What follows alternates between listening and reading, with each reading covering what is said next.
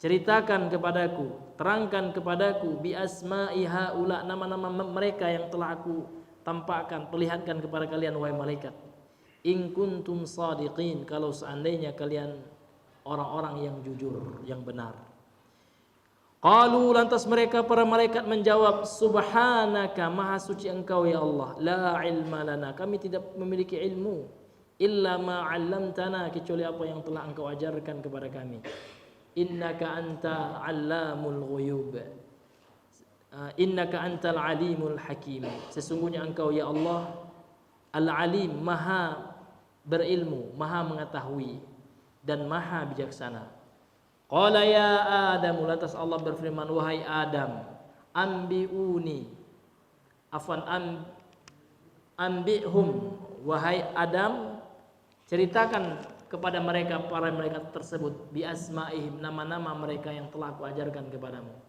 Falamma ambahum, dan tatkala Nabi Adam ya mengabarkan, menceritakan kepada para malaikat ya bi asma'ihim, nama-nama benda ataupun makhluk yang Allah perlihatkan kepada malaikat tersebut, qala alam aqul lakum, lantas Allah berfirman, bukankah telah aku katakan kepada kalian wahai malaikat gitu, inni a'lamu ghaibas samawati wal ardh, aku itu maha mengetahui perkara gaib di langit dan di bumi, wa a'lamu ma tubdun, dan aku mengetahui apa yang kalian tampakkan, wa ma kuntum taktumu, dan apa yang kalian sembunyikan. Ini yang telah kita jelaskan kemarin ya tentang ayat ini, bahwasanya ayat ini menjelaskan tentang syarafu Adama 'alal malaikah, kemuliaan Nabi Adam di atas para malaikat. Kenapa, Pak? Karena ilmu. Karena Allah melebihkan ilmu pengetahuan kepada Nabi Adam daripada malaikat. Sehingga karena ilmu tersebutlah Allah menyuruh para malaikat itu hormat, respect kepada Nabi Adam. Dengan apa? Dengan sujud. Wa idz qulna lil malaikati isjudu li Adama. Dan ingatlah ketika kami ya berfirman kepada para malaikat, sujudlah kalian kepada Nabi Adam dalam rangka menghormatinya. Fasajadu, lantas malaikat sujud semuanya, illa iblis, kecuali iblis. Kenapa? Iblis enggak mau sujud, aba, enggak mau dia, sombong. Wastakbara, menyombongkan diri, sehingga jadilah iblis menjadi orang kafir, makhluk kafir. Sehingga ada istilah para ulama akidah dengan istilah kufrul istikbar. Kufur kafir dalam bentuk sombong gitu. Jadi kalau ada orang sombong, Pak, menolak perintah Allah, itu kafir.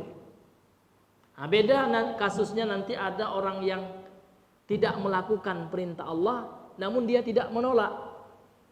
Ini tidak kafir dia. Namun dia berdosa. Contoh, ada orang yang tidak sholat. Dia nggak sholat, Pak. Namun dia tidak menolak kewajiban sholat. Dalam hatinya, ya sholat itu wajib katanya. Ini ulama berbeda pendapat, kafir atau tidaknya gitu. Ya. Imam Syafi'i mengatakan tidak kafir. Karena kenapa? Karena dia masih mengimani akan wajibnya sholat. Ada Imam Ahmad mengatakan ya tetap ya, kalau dia tinggalkan seluruh sholat jatuh ke dalam kekufuran. Sehingga terjadi perbedaan pendapat di kalangan ulama masalah hukum orang yang meninggalkan sholat ya karena malas gitu. Namun ulama sepakat kalau ada orang meninggalkan sholat, kalau menentangnya, sombong dia, ya, man taraka salata wa yajhadu wujubaha, ya, faqad kafara ijma'an. Nah, ini ijma' ini, Pak. Ini masalah usul. Jadi banyak orang sekarang ya berbicara ini perkara usul. Namun terkadang nggak paham apa perkara usul itu adalah perkara yang mujma'un alaih. Perkara yang ulama itu sepakat gitu kan. Berdasarkan Al-Qur'an, hadis dan ulama sepakat gitu. Dan tidak ada yang menyelisihinya. Kalau ada yang menyelisih berarti itu khilafiyah gitu. Itu masalah khilafiyah gitu. Ini hadirin yang dimuliakan oleh Allah Subhanahu wa taala. Jadi orang yang meninggalkan salat dan dia menentang kewajiban sholat, itu sepakat Pak ulama mengatakan dia sudah keluar dari keislaman. Nauzubillahi min zalik. Maka hati-hati. Seluruh kewajiban itu Pak. Puasa juga. Kalau ada orang nggak puasa tapi dia tidak menentang hukum wajibnya puasa, nggak kafir. Ya, namun kalau dia tentang puasa, ngapain puasa, capek-capek aja, ya. Lapar-lapar aja, ya. Mendingan makan aja kita siang itu, minum ya sepuasnya. Nah, kalau dia tentang kewajiban puasa, nauzubillahi min zalik, ini termasuk nawaqidul Islam. Menghalalkan apa yang Allah haramkan dan menentang apa yang Allah wajibkan, ini termasuk. Dan menghalalkan apa yang Allah haramkan. Ada orang minuman keras Pak. Kalau dia minum minuman keras, minum saja dia dalam hatinya, ya Allah ini salah ini. Dia tidak menentang haramnya minuman keras itu. Nah, dia nggak kafir Pak. Dia hanya berdosa saja. Namun kalau seandainya dia tentang, oh minuman keras ini halal, meskipun tidak dia minum ya. Ini ulama mengatakan nauzubillahi min zalik, ini termasuk pembatal keislaman. Jadi iblis sebab dia kafir itu Pak, karena dia menentang kan gitu. Ya, menentang perintah Allah. Ini hadirin yang dimuliakan oleh Allah Subhanahu wa taala. Jadi Nabi Adam diberikan kemuliaan berupa ilmu oleh Allah. Kemudian kita lanjutkan, hadirin yang dimuliakan oleh Allah Subhanahu wa taala. Qala al-muallifu rahimahullahu taala,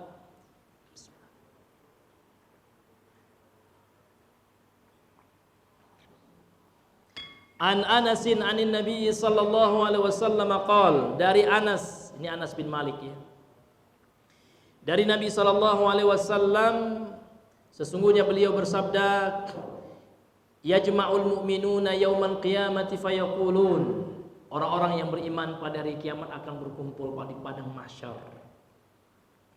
Lantas setelah itu apa yang mereka lakukan? Mereka minta doa kepada para nabi. Itulah yang dimaksud dengan meminta syafaat. Jadi minta syafaat itu maksudnya kita kan dihidupkan oleh Allah setelah kita mati ya. Kemudian ditiup sangkakala, dibangkitkan kita di hari perbangkitan, kemudian dikumpulkan di padang mahsyar. Status kita hidup, bukan dalam keadaan meninggal, seluruhnya hidup. Para nabi hidup juga. Jadi kita meminta syafaat kepada setiap nabi. Maksudnya gimana? Meminta nabi itu supaya berdoa kepada Allah gitu, mewakili kita gitu.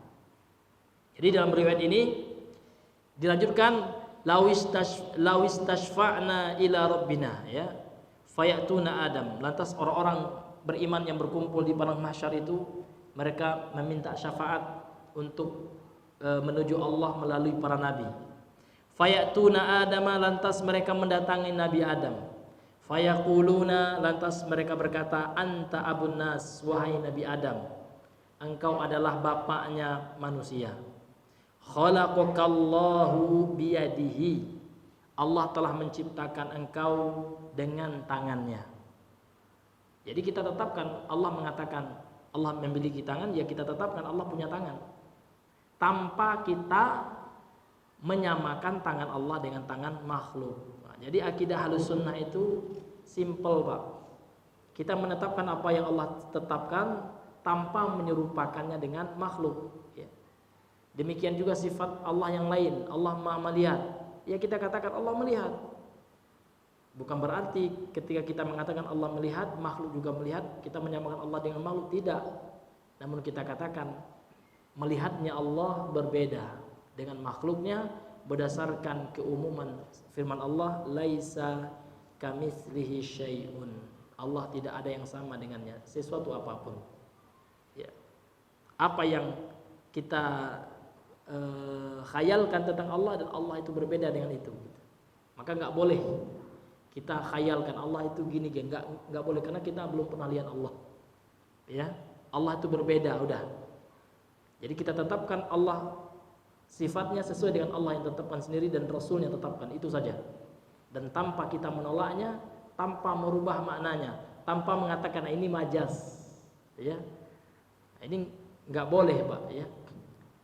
Kenapa kita katakan nggak boleh kita katakan majas? Karena Rasul nggak mengatakannya gitu, sahabat tidak mengatakannya.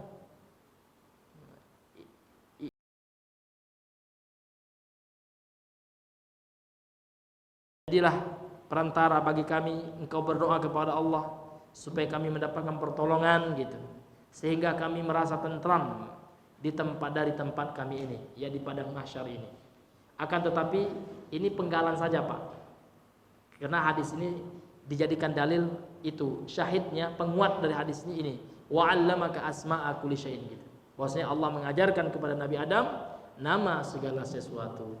Namun kelanjutan dari hadis ini, kalau kita baca ini hadis yang panjang, Nabi Adam mengatakan nafsi nafsi, diriku diriku, aku nggak bisa katanya. Kenapa? Karena Nabi Adam ya dahulu pernah salah gitu. Dahulu Nabi Adam pernah tergoda oleh bujukan iblis. Padahal Allah telah memperingatkan, fala taqraba hadhihi syajarata fatakuna minadh dhalimin, ya. Jangan kau dekati pohon ini. Namun iblis tetap merayu Nabi Adam, ya kan? Itu pohon khuldi namanya, syajaratul khuld, ya. Pohon kekekalan, ya. Kalau kamu Adam makan buah pohon itu, ya kan, kamu akan kekal selama-lamanya di surga ini. Ternyata itu hanya tipu daya saja. Jadi Pak, yang menamakan buah pohon yang dimakan Nabi Adam itu pohon khuld, ya, atau syajaratul khuldi, itu iblis. Ya, kita jangan pula ikut itu pohon khuldi, jangan, itu iblis yang bilang hoax itu. Tipu iblis itu ya. Padahal enggak, ya, itu bukan pohon kekekalan, ya.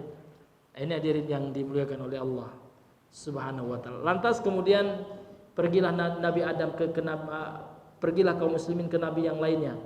Dan setiap nabi, ya, Nabi Ibrahim menolak, nabi yang lainnya menolak, sampailah terakhir kepada Nabi Muhammad, singkat kata.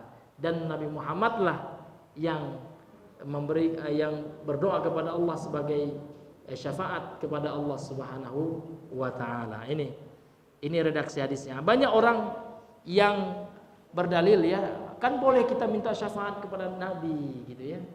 Maka kita katakan hadis ini konteksnya seperti apa? Hadis ini konteksnya adalah Nabi waktu itu enggak mati lagi keadaannya, tidak dalam keadaan wafat. Nabi sudah hidup, sudah Allah hidupkan sama dengan kita. Boleh kita minta doa sama orang yang hidup, ya kan? Sama dengan kita sekarang, boleh kita minta doa sama orang yang hidup. Jadi sahabat itu, orang kaum muslimin, kaum mukminin waktu di padang mahsyar itu minta doa sama Nabi gitu. Karena Nabi waktu itu hidup keadaannya, bukan sekarang gitu. Nah, kalau sekarang kita datang ke kubur Nabi, ya Rasulullah, isfa' lana 'indallah, ya wahai Rasulullah, beri kasih syafaat, enggak boleh, itu syirik, ya Bapak Ibu yang dirahmati oleh Allah Subhanahu wa taala. Karena sahabat, ya, tidak mencontohkan dan dia termasuk berdoa kepada selain Allah, itu tidak boleh. Jadi kita boleh minta doa, itu boleh, namun minta doa kepada orang yang hidup. Kenapa Pak?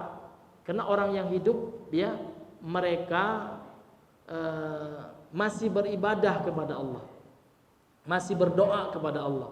Tapi kalau orang yang wafat, ya, mereka sudah putus, ya, ibadahnya gitu. Mereka yang minta doa, bukan kita pula yang minta doa kepada orang yang meninggal. Ini salah kaprah terkadang di sebahagian kaum muslimin. Ya, semoga diberikan oleh Allah hidayah kepada kita semua. Amin ya rabbal alamin. Kemudian wasaqal mualliful hadits bi tulihi. Ya, penulis, ya, kata Syekh Ahmad Syakir, ya, membawakan hadis dengan secara sempurna seluruhnya. Yang panjangnya itu dibawa, namun diringkas oleh Syekh Ahmad Syakir di sini. Wa zakara annahu rawahu aidan Muslimun. Kemudian penulis, yaitu Imam Ibnu Katsir, ya, mengatakan bahwasanya hadis ini juga diriwayatkan oleh Imam Muslim, wan Nasa'i, dan juga diriwayatkan oleh Imam An-Nasa'i, wa Ibnu Majah, dan juga diriwayatkan oleh Imam Ibnu Majah. Artinya hadis ini hadis sahih, hadirin yang dimuliakan oleh Allah Subhanahu wa taala. Wajhu iradihi hahuna. Kemudian mana sisi yang dikehendaki dari hadis ini? Dalil, sisi pendalilnya yang mana? Pendalilannya gitu. Ya. Wal maqsudu minhu qauluhu alaihi salam. Maksud dari hadis ini adalah sabdanya Rasul sallallahu alaihi wasallam, fayatuna adama fayaquluna anta abun nas. Orang beriman di padang mahsyar mendatangi Nabi Adam, lantas mereka berkata, anta abun nasi, engkau ayahnya manusia wahai Adam. khalaqakallahu biyadihi wa asjalaka malaikatahu 'allamaka asma'a kulli syai'in fadalla hadza 'ala annahu 'allama asma'a jami'il makhluqati. Ini Pak. Jadi berdasarkan hadis ini ya bahwasanya Allah Subhanahu wa taala allamahu telah mengajarkannya, yakni telah mengajarkan Nabi Adam asma'a jami'il makhluqati, nama-nama seluruh makhluk. Nah, jadi Imam Ibnu Katsir mengatakan berdasarkan hadis ini menjadi dalil, hadis ini sebagai dalil gitu ya, bahwasanya Allah telah mengajarkan kepada Nabi Adam seluruh nama-nama, artinya ilmu Pak. Allah memberikan ilmu kepada Nabi Adam sehingga Nabi Adam itu menjadi makhluk yang mulia. Sehingga Pak, ini maha benar Allah ya. Shadaqallah, maha benar Allah Subhanahu wa taala. Bahwasanya Allah dalam ayat yang lain dalam surah Al-Hujurat ya. Allah dalam surah Al-Mujadalah ya. Allah Subhanahu wa taala mengatakan yarfa'illahu allazina amanu minkum wallazina utul ilma darajat. Ini subhanallah. Bahwasanya Allah benar-benar ya akan mengangkat kedudukan Pak. Derajat itu artinya kedudukan, level gitu Pak ya. Orang-orang yang beriman di antara kalian dan orang-orang yang berilmu gitu. Darajat ya, beberapa tingkatan gitu.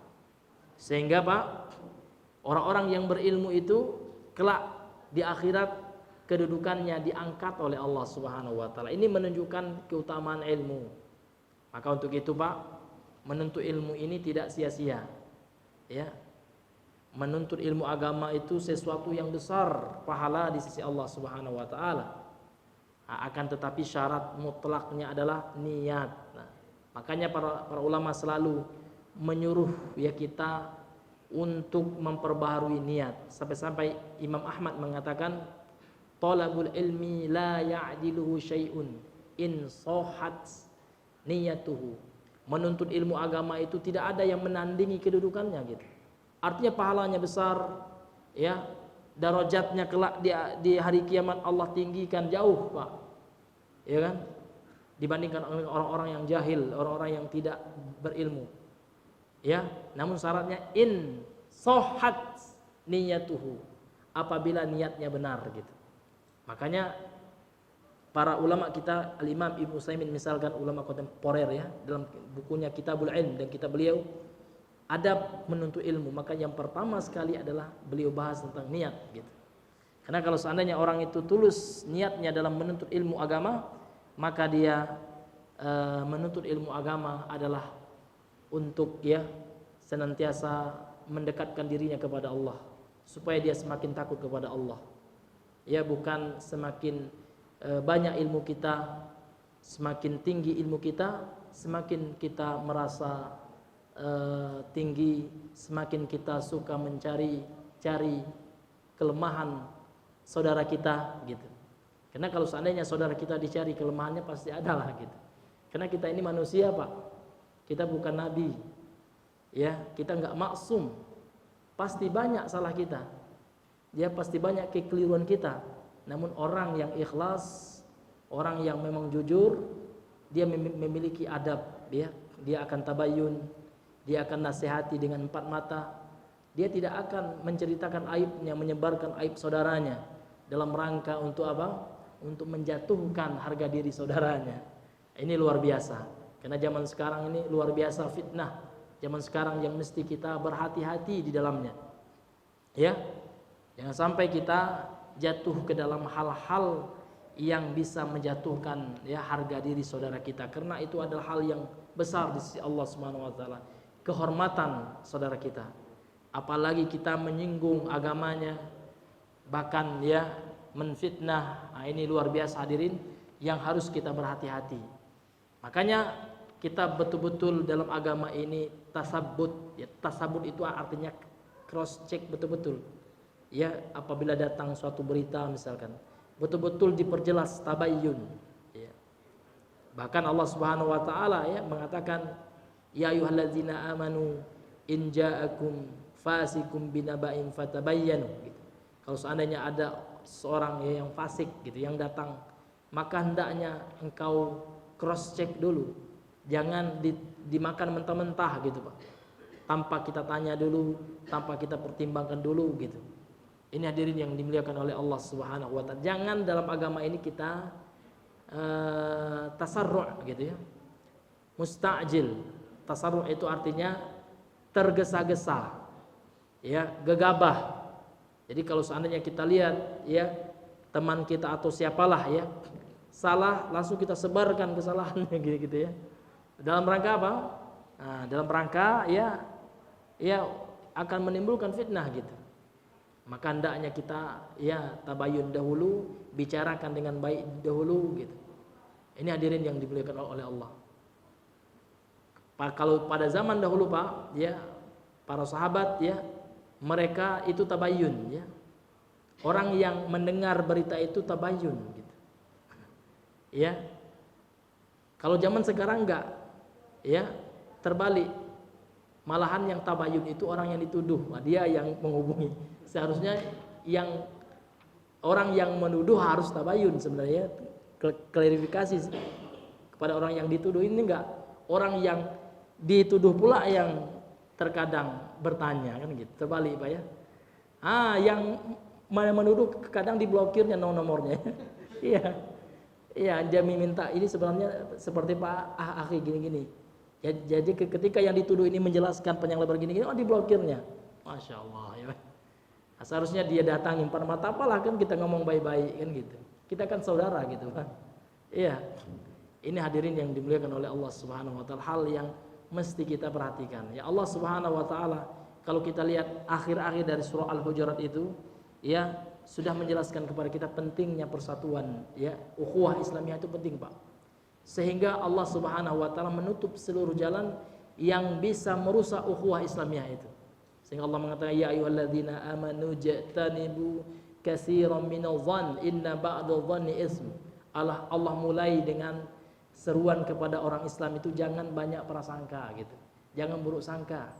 Karena banyak prasangka itu ya dosa. Sebagian prasangka itu dosa. Kemudian Allah mengatakan wala tajassasu kata Allah. Jangan suka tajassus, cari-cari kesalahan saudaramu. Kenapa? Karena kalau orang yang sudah suudzon, habis itu dia akan cari kesalahan. Setelah itu apa? Ghibah. Sehingga Allah melarang wala yaktab ba'dukum ba'dha. Jangan sesama kalian saling menggibahi, saling menceritakan kesalahan yang lain gitu ya. Atu ayuhibbu ahadukum ayakula lahma akhi fakarihtum. Apakah mau kalian itu makan bangkai saudara kalian telah mati itu? Karena kalau kalian ceritakan keburukannya tanpa tabayun itu bagaikan kalian memakan bangkai saudara kalian gitu. Nah, ini hadirin yang dimuliakan oleh Allah Subhanahu wa taala. Iya. Maka hadirin yang dimuliakan oleh Allah, kalau seandainya kita dapat hal-hal yang seperti itu maka kita mesti ya tabayun dan klarifikasi siapapun dia gitu. Ya. Kecuali apa yang ya kecuali dia itu sudah ya disampaikan dan apa yang dilakukan itu betul-betul menyelisihi gitu ya. Perkara yang usul, perkara yang mujma' alaih dan sudah ditegakkan hujjah, sudah disampaikan empat mata, sudah diberikan nasihat, namun dia tetap ya membangkang ya, tetap melakukannya terang benderang, barulah masuk kepada level kita memperingatkan manusia kan itu ada tahapan-tahapannya. Hadirin, kalau seandainya itu adalah saudara kita ya yang satu-satu yang sama ahlu sunnah wal jamaah yang di atas ya manhaj salaful ummah gitu. Ini hadirin yang dimuliakan oleh Allah Subhanahu wa taala, hal yang mesti diperhatikan oleh kaum muslimin ya. Karena kalau tidak seperti itu akan berpecah belah terus kaum muslimin ya. Kita tahu ya ada teman kita yang sebelah itu ya. Ya dahulu yang suka ini Pak, karena saya pernah dialog lama gitu. Ustadz Firanda ini katanya alul bid'ah akhi. Itu bahaya, beliau hizbi. Kenapa akhi ini? Lihat fotonya, dia berfoto dengan ini Felix Sow ini gitu ya. Masya Allah, dengan foto aja langsung dihukumi gitu. Boleh jadi beliau berfoto hanya sosial aja, hanya muamalah. Boleh jadi ketemu di bandara, masa Ustadz Firanda mau bilang, dia nggak boleh akhi, nggak boleh. Sana antum bid'ah nggak boleh, kita punya akhlak, punya adab. Itu langsung dijadikan dalil. Dia Ustadz Firanda hizbi katanya. Iya Pak. Ini kejadian nggak bisa. Ini dalil dari mana? Mana ulama yang punya kaidah seperti itu? Antum sudah tabayun belum sama Ustaz kerandanya bagaimana kan gitu? Nah, ini hadirin yang dimuliakan oleh Allah. Kemudian Ustaz keranda pernah foto sama siapa? Nggak bisa itu jadikan dalil gitu. Hanya sekedar foto, ya. Iya. Kemudian ya ada di situ di Sumatera Barat misalkan, ya Ustaz Al-Fisham ya, beliau anggota Majelis Tarjih misalkan. Jangan langsung kita ini udah hizbiyah ini kan gitu. Ya kita harus tabayun dulu beliau kenapa gitu ya. Ya boleh jadi beliau di situ berdakwah, kita nggak tahu gitu. Beliau ya mengajarkan sunnah gitu. Jangan sempat kita ya tergesa-gesa ya di dalam menghukumi. Ini hadirin yang dimuliakan oleh Allah Subhanahu wa taala. Karena ya banyak di antara ikhwan yang bertanya dalam masalah itu. Ya padahal kalau kita bahas masalah hizbiyah itu ada ilmunya, Pak. Ada pembahasannya. Hizbiyah itu bahasa Arab ya. Secara bahasa dia diambil dari kata hizbun ya, hizb. Dan huruf ya di situ ya, itu namanya ya nisbah, penisbatan ya. Ya hizbun ya, jamaknya ahzab. Hizbiyah. Jadi hizbiyah ini secara bahasanya adalah kelompok ya. Berkelompok ya, bahkan kalau dalam bahasa Arab sekarang yang kontemporer sekarang itu partai gitu. Sehingga kalau partai itu misalkan partai apa? Partai Demokrasi misalkan. Nah, itu kalau bahasa Arabnya Hizbul Demokratiyah gitu ya. Partai Demokrasi ya. Kemudian partai apa? Partai Cahaya misalnya.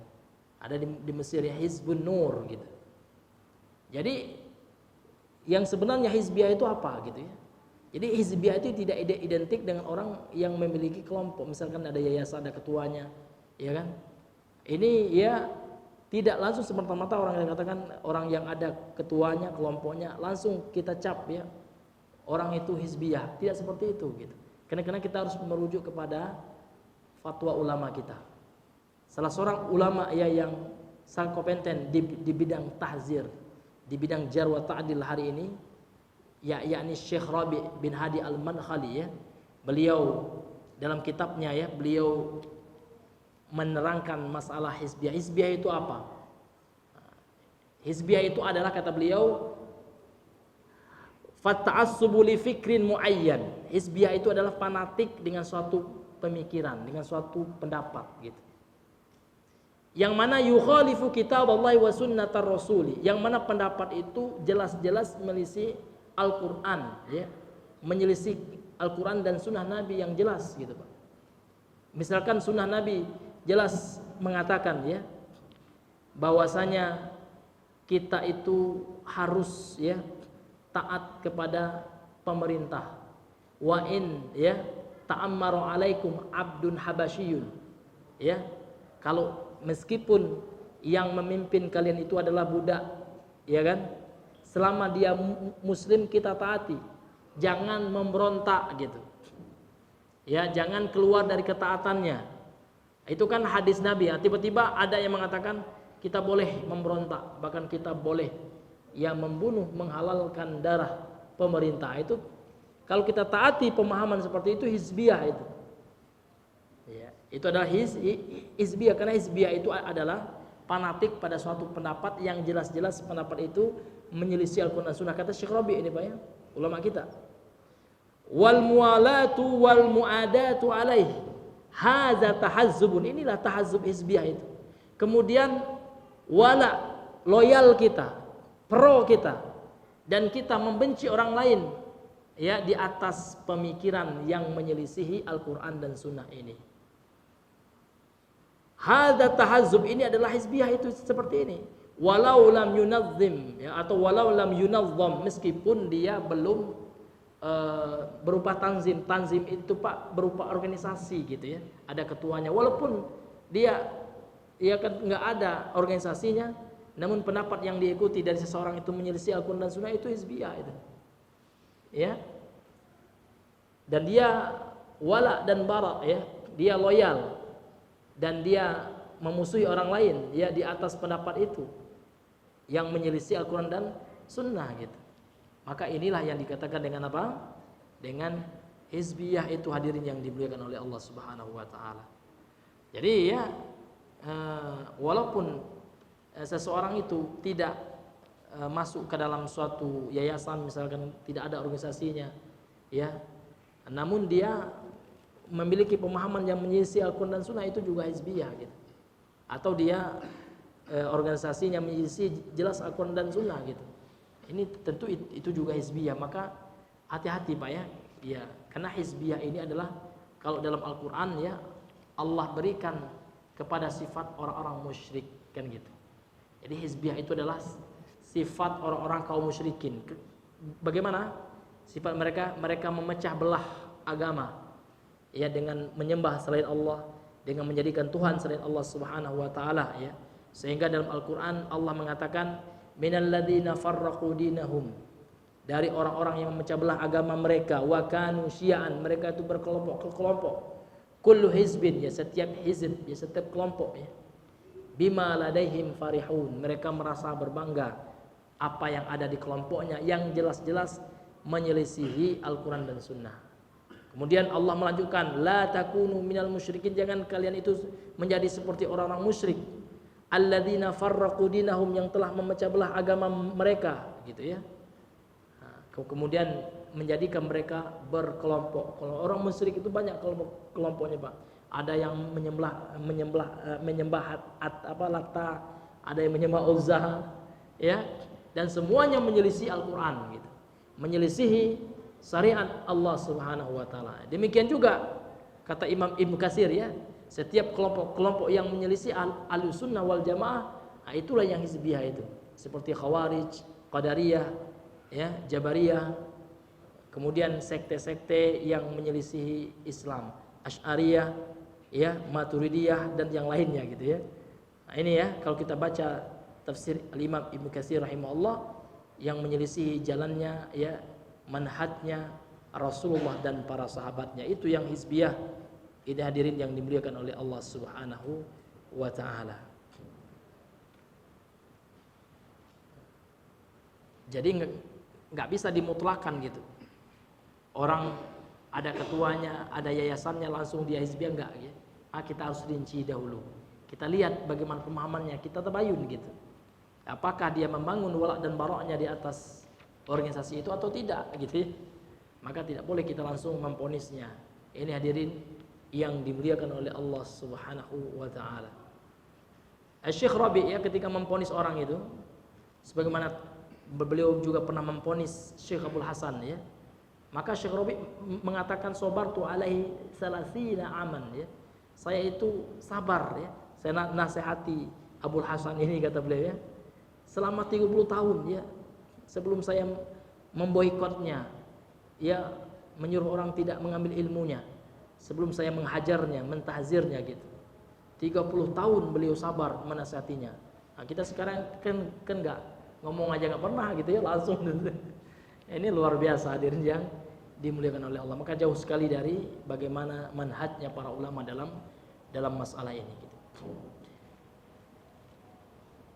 Walihada qala, kemudian kita lanjutkan, maka Allah Subhanahu wa taala berfirman dalam ayat ini ya, summa aradahum 'alal malaikati, lantas Allah memperlihatkan ya nama-nama apa namanya itu, benda-benda itu, makhluk-makhluk itu kepada malaikat, yakni al-musammayat, yang memiliki nama itu. Faqala, lantas Allah berfirman, ambiuni, Allah berfirman kepada para malaikat, ceritakan kepadaku wahai malaikat, bi asma'i haula'i, nama-nama mereka ini yang aku perlihatkan ini, makhluknya aku lihatkan ini kepada kalian gitu. In kuntum shadiqin, kalau seandainya kalian benar. Ini menunjukkan apa? Ada nanti korelasinya kepada ayat yang sebelumnya gitu. Anni lam akhluq khalqan illa kuntum a'lamu minhu. Wahai malaikat gitu, aku itu belum menciptakan makhluk tersebut ya. Kan malaikat bertanya kepada Allah. Ini bukan protes Pak, karena ada juga orang yang bilang malaikat protes. Enggak, dalam surah Al-Baqarah ayat 30 itu malaikat bertanya ya. Ketika Allah mengkabarkan kepada malaikat, wa idz qala rabbuka lil malaikatu inni ja'ilun ya fil ardi khalifah. Ingatlah ketika Allah itu memberitahu kepada malaikat, sesungguhnya aku malaikat, kata Allah, akan menjadikan khalifah di muka bumi ini. Kan lantas malaikat bertanya gitu. Qalu ataj'alu fiha may yufsidu fiha, wahai Allah, apakah engkau akan menciptakan yang akan berbuat kerusakan di dalam bumi itu gitu ya.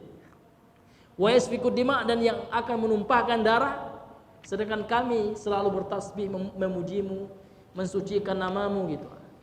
Jadi Allah, kata Imam Ibnu Katsir ya kan, Allah berkata kepada malaikat, ya, anni lam akhluq khalqan, aku belum menciptakan itu manusia gitu ya.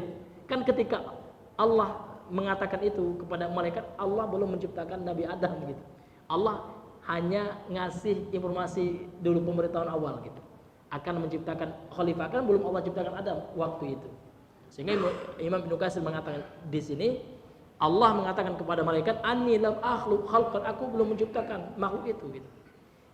Illa kuntum a'lamu minhu, seolah-olah engkau itu lebih tahu ya daripada Allah Subhanahu wa taala ya tentang apa kesudahan daripada manusia tersebut yang Allah jadikan khalifah, yang akan Allah jadikan khalifah di muka bumi ini. Lantas Allah uji malaikat, kalau memang kalian ini memang tahu, berilmu, wahai malaikat, fa akhbiruni, tolong kabarkan kepadaku, sebutkan kepadaku nama-nama ini makhluk gitu kan, in kuntum shadiqin.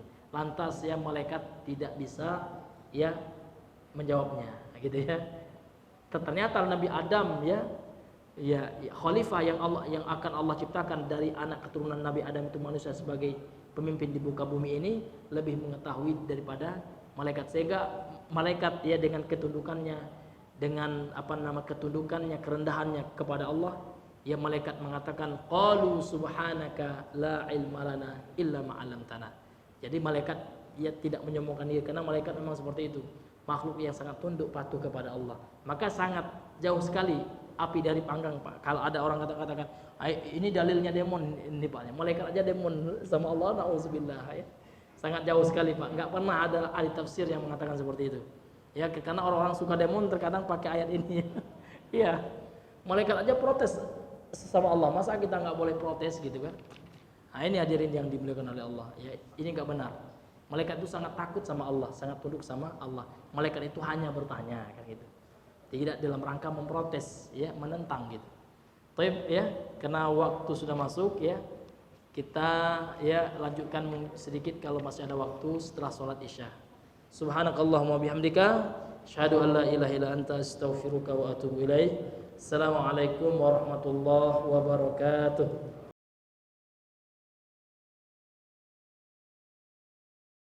Assalamualaikum warahmatullahi wabarakatuh. Alhamdulillah. Alhamdulillahi hamdan katsiran thayyiban mubarakan fihi kama yuhibbu Rabbuna jalla fi'ala wa yarda. Asyhadu an la ilaha illallah wahdahu la syarika lah wa asyhadu anna Muhammadan abduhu wa rasuluh allazi la nabiyya ba'dahu, amma ba'd. Ma'asyiral muslimin, kembali kita melanjutkan pembacaan daripada ringkasan tafsir Ibnu Katsir, yaitu kitab Umdatut Tafsir fi Mukhtasari Tafsir Ibnu Katsir yang diringkas oleh Syekh Ahmad Syakir rahimahullahu taala. Kemudian beliau melanjutkan, wa qala Ibnu Jaririn, dan telah berkata Al-Imam Ibnu Jarir. Ini sebuah kebiasaan daripada Imam Ibnu Katsir, beliau banyak menukilkan tafsir daripada ulama tafsir selain beliau, senior beliau, yaitu tafsirnya Ibnu Jarir At-Tabari, penulis kitab tafsir At-Tabari. Itu Imam Ibnu Jarir ini. Ini banyak dinukil tafsirnya oleh Imam Ibnu Katsir gitu. Karena para ulama seperti itu, mereka saling menukilkan ilmu ya satu sama lain. Wa ma'na dzalika, dan makna daripada firman Allah faqala anbi'uni dan seterusnya itu, faqala anbi'uni bi asma'i haula'i in kuntum shadiqin tersebut, faqala, Allah berfirman, anbi'uni bi asma'i man aradtuhu alaikum, sampaikanlah, ceritakanlah kepadaku wahai malaikat nama-nama makhluk yang aku tampakkan yang aku perlihatkan kepada kalian. Ayatuhal malaika, wahai para malaikat. Al-qailuna, mereka para malaikat yang mengatakan pada surah Al-Baqarah ayat 30 sebelumnya, ataj'alu fil ardi may yufsidu fil ardi wa yasfikud dima'. Karena malaikat kan bertanya pada surah Al-Baqarah ayat 30-nya ketika Allah mengkabarkan inni ja'ilun fil ardi khalifah. Aku hendak menjadikan khalifah, pengatur di alam semesta ini berupa manusia gitu. Maka malaikat bertanya, apakah engkau akan menjadikan sosok yang akan berbuat kerusakan dan menumpahkan darah di bumi, wahai Allah, kan gitu. Nah, jadi Allah bertanya dan Allah uji lagi malaikat pada ayat yang ke-31 sampai 33-nya gitu ya. Ambiuni bi asma'i haulaika. Ambiuni bi asma'i haula. Terangkan, ceritakan kepadaku tentang nama-nama makhluk itu wahai malaikat, kata Allah. Lantas malaikat tidak mampu untuk mengatakannya. Fanahnu nusabbihu bihamdika wa nuqaddisu lak in kuntum shadiqina fi qilikum inni in ja'altu khalifati fil ardi min ghairikum asani zurriyatuhu fa afsadu wa safaku dima' wa in ja'altukum fiha ata'tumuni wattaba'tum amri bitta'zimi li wattaqdis. Fanahnu nusabbihu bihamdika, kami ini, kata malaikat nusabbihu bihamdika, memuji dengan menyebutkan pujian kepadamu. Wa nuqaddisu laka, dan kami itu mentakdis, itu sama dengan mentasbih Kami juga mensucikanmu wahai Allah. Nah, kalau seandainya benar pernyataan malaikat dengan apa yang diungkapkan tersebut, in kuntum shadiqina, kalau seandainya kalian benar dengan apa yang kalian katakan, inni, sesungguhnya aku, kata Allah, in ja'altu khalifati, kalau seandainya aku menjadikan khalifahku, penggantiku berupa manusia, pengatur alam semesta ini, fil ardi, di permukaan dunia, di dunia ini, min ghairikum, dari selain kalian wahai malaikat, asani zurriyatuhu, maka keturunannya akan bermaksiat kepadaku, mendurhakaiku, wa afsadu wa safakud dima, mereka akan berbuat fasad, berbuat ifsad, kerusakan, dan mereka akan menumpahkan darah. Wa in ja'altukum fiha, kalau seandainya kalian yang aku jadikan di bumi itu sebagai khalifah gitu ata'tumuni, kalian akan mentaatiku, karena memang malaikat itu diciptakan dengan itu. Tidak diberikan pilihan kecuali untuk taat saja. Kenapa Pak? Sifat dari malaikat itu malaikat itu dalam surah At-Tahrim ayat yang ke-6 itu Allah ceritakan tentang sifat malaikat itu. Mereka senantiasa melakukan apa yang Allah perintahkan, dan tidak pernah bermaksiat kepada Allah Subhanahu wa taala. Wa yaf'aluna ma yu'marun, gitu Mereka itu senantiasa menjalankan apa yang diperintahkan kepada mereka. Mereka tidak pernah protes, tidak pernah membangkang, tidak pernah durhaka kepada Allah. La ya'suna ma amarahum, gitu Mereka tidak pernah durhaka terhadap apa yang Allah perintahkan kepada mereka, malaikat itu. Wa yaf'aluna ma yu'marun, dan malaikat itu senantiasa melakukan apa yang diperintahkan kepada mereka. Beda dengan manusia, karena manusia itu diberikan pilihan oleh Allah untuk taat dan untuk durhaka, Pak. Begitu juga untuk beramal soleh atau bermaksiat, kita Allah berikan pilihan. Namun Allah sudah kasih jawabannya. Kalau engkau melakukan ketaatan, tentu balasannya adalah kebaikan, ganjaran, pahala. Sebaliknya kalau engkau tidak mau ya melakukan dosa, tentu ganjarannya adalah ya siksaan Allah Subhanahu wa taala. Allah tidak pernah memaksa kita menjadi muslim gitu ya. Muslim ini pilihan, Islam ini pilihan. Allah tidak pernah memaksa kita untuk taat gitu. Taat ini pilihan. Namun tentu apa yang kita lakukan, apa yang kita pilih ini ya tentu akan berbuah manis ya, ada ganjarannya karena Allah tidak akan menyia-nyiakan amalan kita. Walaupun kita melakukan kebaikan mithqala dzarratin ya, seperti bijian bayam yang kecil sekali itu ya, maka akan dibalas oleh Allah, akan kita lihat balasannya. Demikian juga sebaliknya keburukan yang kita lakukan, maka sangat merugi kita Pak. Ya, rugi sekali. Ya, apa pahalanya kita menghadiri majelis ilmu? Ini luar biasa pahalanya. Langkah kita dihitung berjihad di jalan Allah. Ya. Sampai-sampai Abu Darda mengatakan, "Man qala anna talabal ilmi laisa jihadan faqad naqasa aqluhu." Barang siapa yang mengatakan menuntut ilmu itu bukan bagian dari jihad di jalan Allah, maka sungguh telah kurang akalnya, agak-agak sedeng gitu ya. Ini enggak ada teman kita tinggal dekat masjid pula ya. Enggak hadir, rugi kali Pak. Ya. Ya, padahal juga terkadang petugas masjid gitu ya. Saya lama juga menjadi garin Pak. Ya, selama di YN 4 tahun dulu pernah di YN ya, garin aja. Namun memang beda, memang akhlak orang dulu sama sekarang. Kalau kita dahulu yang jadi garin, kita semua yang menyiapkan gitu. Kalau enggak kena marah kita, dipanggil kita. Garinnya mana nih ya? Ini kena belang kita. Kalau garin sekarang memang sudah zaman modern Pak ya. Susah kita ya kan, kata kita dia Z jawabannya ya Pak ya. Ya kalau kata orang Minang cie kecewa 10 jawab ya Pak ya. Itulah anak zaman now Pak ya kan, nak kare-kare awak ya kan, awak yang dia banyak, dia banyak sabar Pak. Iya banyak sabar ya. Ini hadirin yang dimuliakan oleh Allah. Kalau zaman saya dulu Pak jadi garin juga saya Pak ya. Wah itu kalau ada wirid, kalau di Padang itu pengajian ini wirid namanya. Wirid namanya kalau pengajian kalau di Sumbar gitu ya. Kita semua menjawabnya itu, ya kan? Ya, kita sudah di depan melihat itu ya, di depan Ustaz tuh ya kan seperti itu. Kenapa? Kalau nggak itu nanti ditanya sama pengurus mana garinnya lama hilang lo garin ya. Gitu. Kita sangat segan gitu Pak ya, malu kita, karena kita sebagai takmir masjid kan gitu.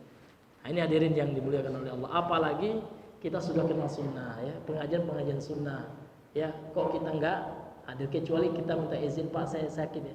Tapi jangan setiap hari setiap kajian izin terus ya. Ya gitu ya. Ini mesti kita ya koreksi yang seperti itu ya, Bapak yang dimuliakan oleh Allah Subhanahu wa taala. Baiklah hadirin yang dimuliakan oleh Allah Subhanahu wa taala, karena mengingat waktu juga ya. Mungkin kita cukupkan sampai di sini ya pembahasan kita pada malam hari ini.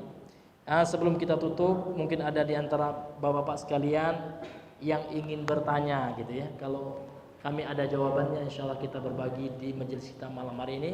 Untuk itu kami persilakan. Ya.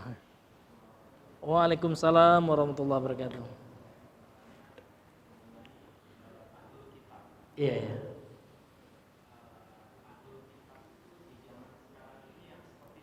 Iya. Iya. Iya, ahlul kitab itu ada dua jenisnya Pak ya. Jadi ahlul kitab itu adalah Yahudi dan Nasrani. Namun ahlul kitab itu ada yang beriman nih, seperti dalam surah Al-Baqarah gitu ya. Innalladzina was-sabiin itu ya. Ada ahlul kitab yang beriman. Itu adalah ahlul kitab sebelum diturunkan Nabi Muhammad SAW, mereka beriman dengan kitab nabi-nabi sebelumnya, dan mereka berpegang teguh dengan kitab itu, dan mereka adalah ya orang-orang yang tidak menyeleweng, tidak melakukan kesyirikan, dan mereka tatkala menerima kabar datang nabi mereka sangat ya bergembira, mereka tahu kebenaran yang dibawa oleh Nabi Muhammad. Nah, ini ahlul kitab yang beriman gitu. Ini ahlul kitab yang dikatakan oleh Al-Quran itu sesungguhnya orang-orang yang beriman, orang-orang Yahudi, Nasrani, ya kan, kemudian Saibin, ya kan, Sabiin, ya, Orang-orang barang siapa yang beriman kepada Allah falahum ajruhum inda rabbihim ya. Mereka akan mendapatkan ganjaran di sisi Allah. Itu ahlu kitab yang seperti itu, mereka yang betul-betul beriman ya kan, mereka tidak berbuat kesyirikan, berpegang teguh dengan kitab-kitab sebelum Nabi Muhammad, dan mereka beriman dengan Nabi Muhammad sallallahu alaihi wasallam. Ini ahlu kitab yang beriman. Namun yang jenis yang kedua ahlu kitab yang kafir, Pak. Karena Allah juga mengatakan ya kan dalam Al-Qur'an innal ladzina kafaru, sesungguhnya orang kafir itu siapa aja mereka itu, min ahlil kitab. Mereka adalah ahlul kitab gitu ya. Wal musyrikin, dan dari kelompok musyrik. Bagaimana ahlul kitab yang beriman dengan kitab-kitab yang sudah dirubah-rubah dan melakukan kesyirikan. Ya. Kemudian mereka tidak beriman kepada Nabi Muhammad sallallahu alaihi wasallam. Ini ahlul kitab yang kafirnya. Jadi kalau dikatakan apakah ada ahlul kitab, ya mereka itu ahli Injil, Bible zaman sekarang ya, namun mereka ingkar kepada Nabi Muhammad. Itu ada ahlul kitab yang kafirnya. Apakah ada ahlul kitab yang beriman? Nggak ada lagi. Kalau mereka beriman tentu sudah masuk Islam. Ya. Nah, adakah ahlul kitab yang beriman sama sekarang? Nah, kalau mereka beriman pasti mereka sudah masuk Islam. Nah ini Pak ya. Namun ahlul kitab yang kafir adakah? Banyak gitu ya. Ya, para pendeta ya, pendeta Yahudi, Nasrani itu, rahib-rahibnya mereka itu adalah ahlul kitab ya, yang ingkar kepada Nabi. Mereka ada ahlul kitab dari golongan orang-orang kafir. Wallahu ta'ala bishawab. Ya. Ada lagi Pak? Ya, fadhal.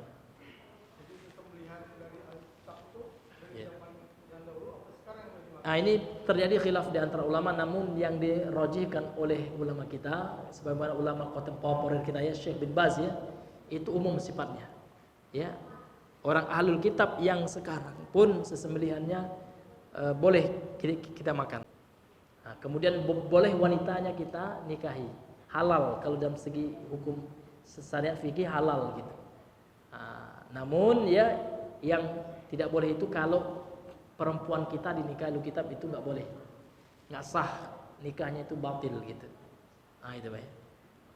Jadi kalau ada misalkan orang non muslim seperti orang Kristen atau Yahudi sekarang ya Pak ya, kalau dia menyembelih itu halal Pak sembelihannya. Wa ta'amuhum hilul lakum kan gitu. Makanan mereka, sembelihan mereka itu maksudnya ya itu halal gitu. Nah ini. Karena ada juga yang berpendapat ya Pak ya, ahlul kitab yang halal itu adalah ahlul kitab yang beriman. Ya kalau yang beriman tentu nggak ada pada zaman sekarang kan gitu. Nah, namun pendapat ini lemah ya. Kenapa Pak? Karena Nabi pernah diundang oleh ahlul kitab, oleh Yahudi perempuan dia. Itu termasuk ahlul kitab dia. Dan dia nggak senang sama Nabi. Bukti apa?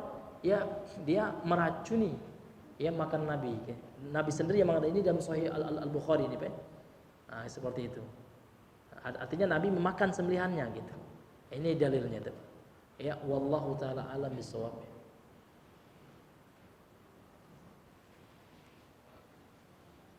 Ada lagi Bang? Ya kalau tidak ada kita tutup dengan doa kafaratul majlis. Subhanakallahumma bihamdika asyhadu an la ilaha illa anta astaghfiruka wa atubu ilaik. Assalamualaikum warahmatullahi wabarakatuh.